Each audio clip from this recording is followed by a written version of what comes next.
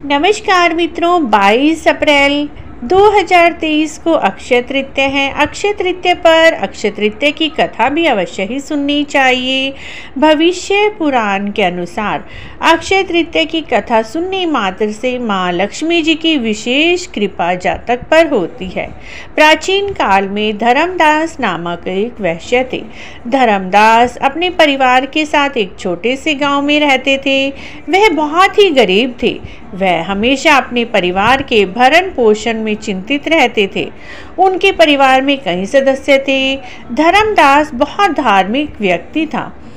उनका सदाचार, देव ब्राह्मणों के प्रति उनकी श्रद्धा अत्यंत प्रसिद्ध थी। अक्षय तृतीया व्रत के महात्म को सुनने के बाद धर्मदास अक्षय तृतीया पर्व पर सुबह जल्दी उठते, गंगा नदी में स्नान करते, विधि पूर्वक भगवान की पूजा करते, व्रत करते और अपनी सामर्थ्य से भी बढ़ चढ़ कर जल के भरे घड़े, पंखे, जौ, सत्तू, चावल, नमक, गेहूं, गुड़, घी, दही, सोना और वस्त्र दान करते। इस तरह से दान करते देखकर धर्मदास के परिवार वाले और उनकी पत्नी उन्हें रोकने की कोशिश करते हुए कहते, अगर धर्मदास आप इस तरह सब कुछ दान कर देंगे तो आपके परिवार का पालन पोषण कैसे होगा। लेकिन फिर भी धर्मदास अपने दान और पुण्य कर्म में लगे रहते, जरा भी विचलित नहीं होते। ब्राह्मणों को कई प्रकार के दान देते। उनके जीवन में जब भी अक्षय तृतीया का पर्व आया, धर्मदास ने विधि पूर्वक पूजा कर दान दक्षिणा आदि कर्म किए। वृद्धावस्था में वे अनेक रोगों से ग्रस्त होकर शरीर को त्याग दिया, लेकिन धर्म, कर्म, दान आदि के पुण्य से अगले जन्म में भी वे राजा हुए।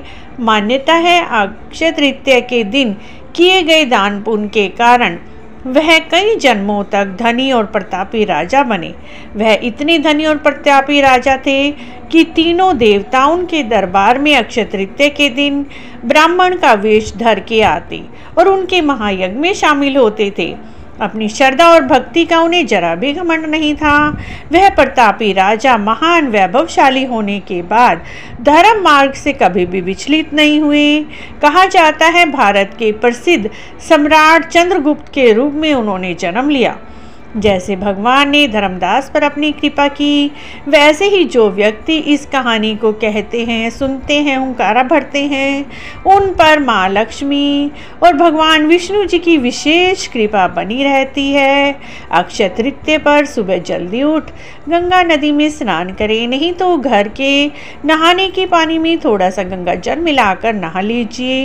इस दिन कम से कम जल का घड़ा तो अवश्य ही दान करना चाहिए, चाहे आप छाता भी दान कर सकते हैं। इस तरह से मित्रों, अक्षय पुण्य फल देने वाली इस कहानी को अक्षय तृतीया पर अवश्य ही सुने। आपको अक्षय तृतीया की कहानी कैसी लगी, अच्छी लगी है तो please like, share and subscribe. Video देखने के लिए आपका बहुत बहुत धन्यवाद।